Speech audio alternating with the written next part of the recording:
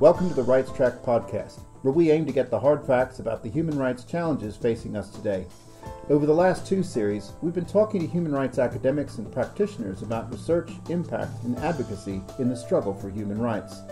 In this series, we turn our attention to the struggle to end modern slavery. I'm Todd Landman. In today's episode of the Rights Track, we're discussing how transdisciplinary research can help end slavery.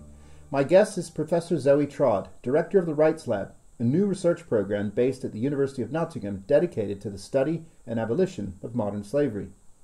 Zoe is Professor of History in the Department of American and Canadian Studies. She has published books about historic and contemporary slavery, the abolitionists Frederick Douglass and John Brown, protest literature, and the civil rights era.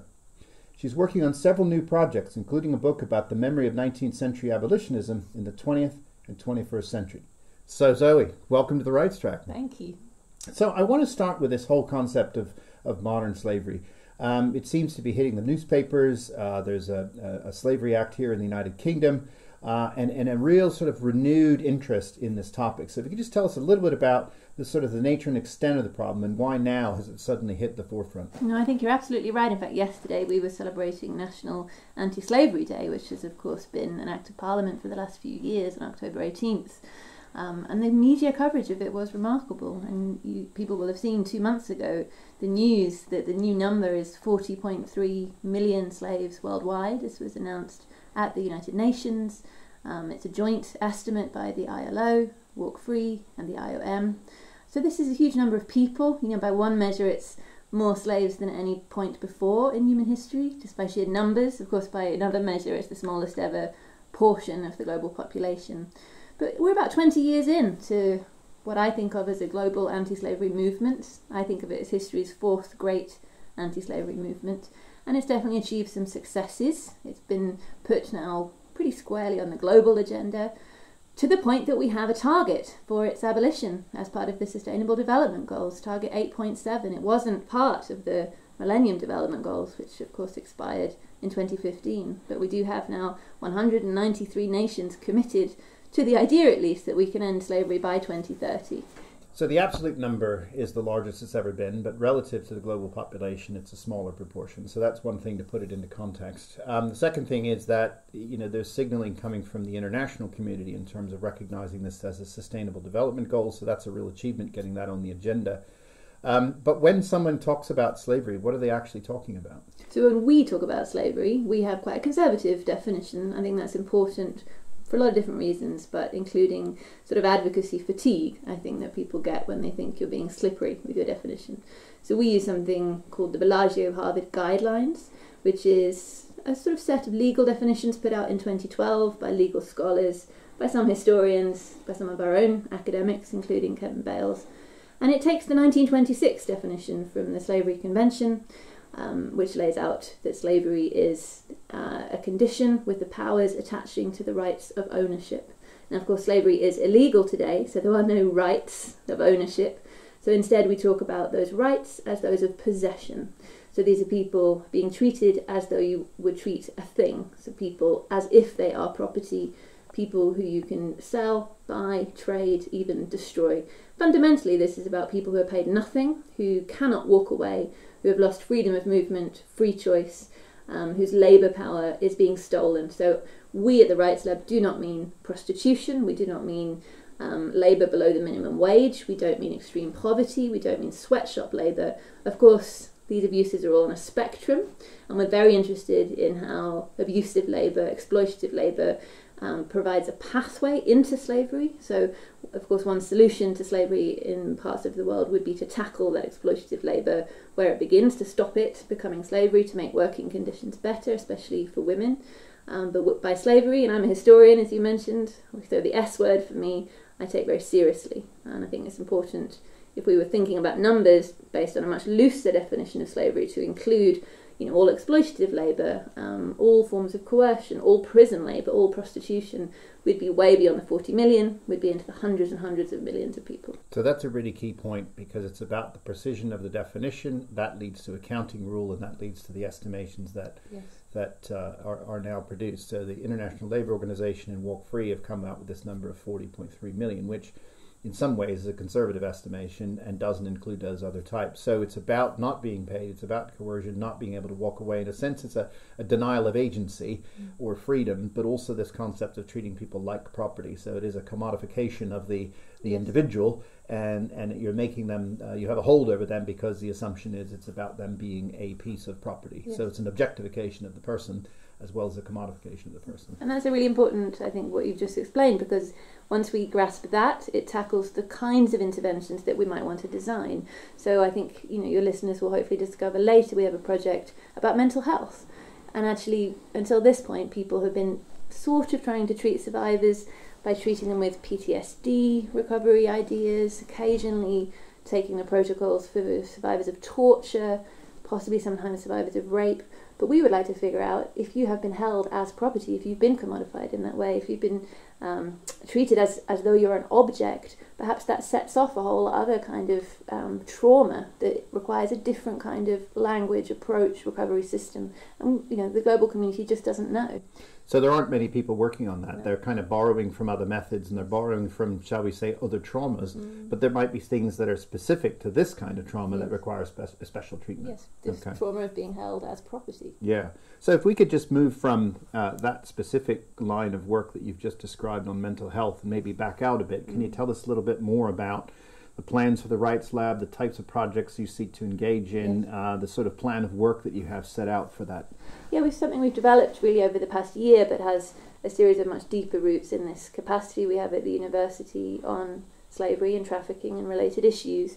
And it's been important to us, I think, to grow it very organically, to meet researchers where they are. So the 123 researchers we have as part of the Rights Lab, a proportion of them self-define as scholars of slavery and trafficking. But the key, I think, selling point for us, the way we really refresh this whole field of modern slavery studies, is that we're harnessing, borrowing, fusing together any and all interesting methods and tools and techniques, really from the dozens and dozens of disciplines that we have here at the university. So our people come from all 5 of our faculties. They work across 14 really transdisciplinary projects, 8 to 10 people on each of these teams, and it ranges from our work to map slavery from space using satellites for the first time, all the way down from that sort of uber global level to the local level.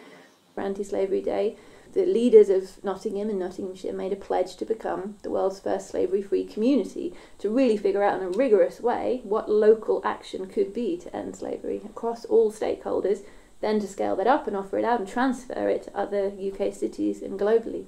And so within that spectrum of space to your local city, we're looking at slavery and armed conflict, slavery and migration, slavery and mental health, survivor narratives, the economic struggles around slavery, trying to put a value on what the economic dividend would be for communities and countries of ending slavery, projects on supply chains, projects doing really rigorous monitoring and evaluation for the first time. So 14 of these large projects, but really grouped around the ideas of rigorous measurement, deep analysis of this data that we're gathering, research-led interventions, and really working closely with our NGO, government and survivor partners in ODA, in developing countries, to pilot these initiatives, and then evaluation, so looking at what works. And my aim by 2022 is to deliver the world a freedom blueprint, to have tested out dozens of techniques and ideas, to have results, to have then scaled up our pilots with other people, and produce, a document that we have endorsed by major stakeholders, by the UN, by governments, that tells everybody how they can get to 2030, that is the map, is the blueprint, that has, for the first time, an actual research platform for ending slavery, that we might actually bring it to an end in our lifetimes by 2030, if we can move beyond the sort of short-term ideas, just the rescues and the rehabilitations, just the prosecutions, to actual research-led programming long-term over the next 14 years. So it sounds like an integrated plan of research. It starts from the measurement and analysis side to the intervention and evaluation piece. Yeah. But equally, there was something you said that struck me. You talked about making the sort of local efforts to make Nottingham a slavery-free city, and I think it might surprise listeners that it suggests, at least your answer suggests, that slavery is ubiquitous. There's not a country that's necessarily free of slavery. So this is not a developing country problem only, no. Although the proportion of slaves in developing countries might be higher, but there's no country that's sort of free of slavery. So the UK has a slavery problem. You're willing to come out and say UK has a slavery problem. Yeah, we used to say the only country free of slavery was Iceland. And then we were there in Iceland and somebody corrected us that actually there'd been a case locally. So now we say there is no country. But certainly the official figures that the Home Office circulates is that it's up to 13,000 people enslaved in the UK. Just recently, the National Crime Agency has pushed back against that number, which is a number we've had since 2014, and said that the, I think, 300% increase in reporting over the last couple of years suggests that that number might be too small. There might be tens of thousands of people. There's no sort of science yet behind that larger estimate, but I think as the Rights Lab, one of our big projects is on measurement, and that's not just the Global Slavery Index, not just delivering that 40 million, we're actually pioneering the first national slavery index, so counting properly in the UK, clustering city, county, local authority area, drawing across a lot of our projects to deliver a bit of a ranking for the United Kingdom, then moving on to do that for the United States, and then working with partners to do it for all the countries in the world. So really having a much more granular detail behind that global figure to know for sure if 13,000 is accurate or not. So from the local back out to the really big picture, you mentioned the use of satellites. Yes. Can you tell us a little bit about how that's working? It was very exciting. I mean, this is the first time anyone has tried to see slavery from space. So we started out just with a very small pilot in Bangladesh. One of our researchers had done field work there and had come across these fish drying racks in a UNESCO World Heritage Site which should be pristine, which should have nothing there at all. So we put researchers on this, looking for more of those sites. We're able to map a number of slavery sites in this UNESCO World Heritage Site in Bangladesh. That was our first pilot, that was last year. It got national media coverage. We moved from that into a really innovative crowdsourcing project, and that was the brick kiln region of India, but it's also a region that spreads across Pakistan and into Nepal. And we've been able actually to count all of the brick kilns across this region for the first time. And this is an industry, especially in India, that's endemic for slavery. But we did that by uploading thousands of images, training citizen scientists, so just anyone around the world who had an interest on how to spot it, having a system where we could have quality checks, and from there being able to map these sites. The next step for us is machine learning. So can we use artificial intelligence, can we train machines to do this identification of slavery sites much faster? That would scale up the work we could do from just thousands of images to hundreds of thousands of images. So that's next for us. So going back to your definition of slavery and your insistence on a precise definition, it seems to me identifying a brick kiln is step one, but not all brick kilns are populated with slaves, right? So there has to be some sort of secondary analysis that in a way, the brick kiln is a proxy measure for the possible prevalence of slavery. So how do you then confirm that there are indeed slaves within a brick kiln site or not? So it's a two-part process. The first comes before we even start pulling imagery and looking at it, and that's to do with the expertise that we have on campus of field researchers, people who have spent time in the area. So they have been able to describe to us and sometimes show us with photographs what a brick kiln using enslaved labour looks like, what its markers are, and it is often to do with destruction of the environment. Slaveholders are the group of people in the world who are disobeying all the sort of environmental and labour laws. But you're right, that still isn't enough. It could just, still be just exploitative labour, and that's in quotes, rather than slavery. So the next stage, of course, is really good ground truthing. So a project we have at the moment in Ghana is really innovative. It passes this quite precise geospatial data to a really great NGO in the Lake Volta region of Ghana that works to get kids out of fishing cages, out of slavery in the fishing industry around Lake Volta. They will go ground truth with a system they call ghost investigation, just to check if what we're seeing really is the slavery that they know is there but haven't been able always to locate. And they have a really great plan for how the kids come out, achieve recovery, achieve reintegration, ideally achieve reunification with their family members. So that's an important thing for us. Sometimes it will be NGOs, sometimes it will be government officials, local police who we're able to pass this data to check, and then of course to intervene, because it's all very well mapping it from space, and that's interesting, but has no value unless there's a follow through of the intervention and the evaluation of the method. And even then, governments can still refuse Absolutely. to do anything about it, right? But so it was really interesting what you said there, because consistently through the rights track, we've had people talk to us about triangulation of data, corroboration of information. Some of it's quantitative, some of it's qualitative, and you have a really nice method for mapping that from space, but then hitting the ground truth to corroborate what you're seeing. And it gives us a chance there at the qualitative data of survivor stories. Some of our expertise in the Rights Lab is about working very closely with survivors. We have survivors on our academic team here at the university and other survivors around the world who advise us. So my hope would be that we never build and enact an intervention without working with survivors first, and then gathering the stories of the people that are coming out of slavery for really deep evaluation of their ideas for what we might do next, their ideas for liberation. That's great. So who better to help you than people who've been through that experience themselves? I want to turn attention now to the UK, and so in 2015 an Anti-Slavery Act is passed through an Act of Parliament, and it puts certain obligations on organizations and companies. Can you tell us a little bit about the legal framework, the jurisdiction of that framework, and what it means for organizations? So for businesses, it has quite a significance, and that's certainly the piece of the Modern Slavery Act that's had the most attention. But it requires all companies operating in the UK at £36 million or more a year to report in a lot of detail annually on the steps they're taking to eliminate slavery from their supply chains. So we've had one round of those reports, and actually in the Rights Lab we're analysing those reports in partnership with WikiRate and with the Walk Free Foundation, because nobody has looked at them. There's about 10,000 of them. 10,000, wow. Yeah, which it doesn't reflect the full number that should have been lodged. Right. We think it might only be 30% of the number that people should have submitted. So that means a large number of companies are right now non-compliant. And it's going to be interesting to see what the UK So what's the government does sanction? about that. Yeah, what's the sanction? So that's the interesting thing. Right now, there is no clear sanction for not reporting. But there might be customer preference. So a lot of the campaigns around human rights, there's been a kind of naming and shaming strategy, or there's been brand value in a company coming out and committing itself to a set of human rights principles. So clearly, companies could seek advantage by having, let's say, I don't know, is there a charter mark for slave-free products like there is about free trade? It's on our agenda for the Rights Lab to work with people to have that. We can guarantee that something is slavery-free. Now, one of our researchers worked on that in the chocolate industry for a long time with the International Cocoa Initiative, and also with the Rugmark Foundation. So specific industries do have labels that you can know. Your carpets, and by 2025 your chocolate wasn't made by slaves. But beyond those two industries, which involved an industry-wide agreement that everyone was going to stop competing and work together, we haven't got that yet. That's exceedingly difficult to achieve, it must be, because the sort of economic incentives are still there not to declare, or at least to hide practices, etc.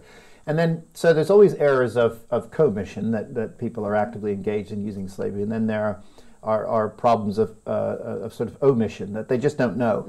And the human rights tradition is very much full of people who say, well, I was just following orders, or I didn't know, and that's actually not a reasonable defense anymore. So is there a similar sort of set of discussions in the anti-slavery movement, that it's not good enough for an organization to say, well, actually my supply chain is 18,000 links long, how could I possibly know what was happening 18,000 links down the chain? Or is it really the Act says, nope, you have responsibility and an obligation to know what's going on, even if your chain is that long? No, the Act asks people to know even if your chain is that long. But what we have found, and this comes out of our supply chains project that's part of the Rights Lab, is it really is an open door. So we haven't yet encountered a company across the really dozens of industries where we've been working, everything from construction through to clothing. Everyone is very eager to do something. They've got whole offices now devoted to working on this issue. They just don't know what to do. And so that's our challenge, is to figure out a really rigorous form of risk assessment. Our researcher working on this is figuring out how to design supply chains from scratch to be slavery free, rather than attempting, as you've put it, this really complicated redesign across 18,000 steps of the supply chain. So what we hope to offer them is a really sort of academically rigorous deep dive into their data, and then give them the tools to be able to do that risk assessment and to remove slavery where the risk is highest. But they're willing, they're eager, they just don't know how. Yeah, and you're really bucking a trend, because really economic development over the last 30 years, and certainly in certain sectors like manufacturing or commercial goods production, there's been a race to the bottom. So the last thing a company can make margin on is actually its labor costs. So it goes and has either export platforms or the sort of maquiladora industries on the borders of Mexico and the United States, for example. There's an attempt to find the cheapest labor possible. The logical extension of that is you go out to find the cheapest people possible, and those people might even be free, which is to say not charged, right? So they are therefore slaves. So the economic incentives behind all of this are very, very hard to combat. And there must be unscrupulous businesses out that will continue to do this as long as they can get away with it. And of course the businesses very far down the supply chain who are now under pressure from the UK-based companies or companies trading in the UK could simply decide, this is one market. We don't yet have the equivalent thing, within the European Union widely. To my knowledge, it doesn't really exist across all of America, just California. Nothing yet in Australia. So they could simply decide to, to do business elsewhere or to be a service provider or a goods provider to another set of companies. Amazing. So just to sort of wrap things up, 123 academics, stakeholders and partners, 5 years, you've got a freedom blueprint. What does it look like? I would like to be able to set out results from our projects. I would like to argue for the transferability of those results. It won't be enough simply to have shown that a certain kind of mental health recovery technique, some new sort of innovative form of measurement for particularly challenging countries that are hard to measure, some new way of interviewing survivors to get really rich detail works in a single setting. We need for this to be global. Now, there will be regional and country differences. Some things will work in one country and not in another. We've seen in Brazil that the key for them over the last few years has been anti-slavery helicopters, just because of the vast distances that police have to travel, across the Amazon to reach slavery in the logging industry. Anti-slavery helicopters would be of no use in a lot of other countries. So I think it's about figuring out a basic set of techniques and tools, but then having the room for sort of varying them across countries. But beyond that, I'm just excited for that exploration. I think we're about 2 months into the existence of the Rights Lab, and so it's a watch this space about what the Freedom Blueprint will look like. It's exciting. That's terrific. So it's a huge global challenge. Yeah. It looks almost intractable, and the work that you're doing is certainly addressing it in a very systematic way. So I just want to say on behalf of the Rights Track, thank you very much for being on this episode. Thank you. This episode of The Rights Track was presented by Todd Landman and produced by Christine Garrington of Research Podcasts. Series 3 of The Rights Track is funded by the Rights Lab, a University of Nottingham programme of research which is helping to end modern slavery. You can find out more in our episode show notes, and please subscribe to the podcast for future episodes as we find out more about the work being done to achieve that aim.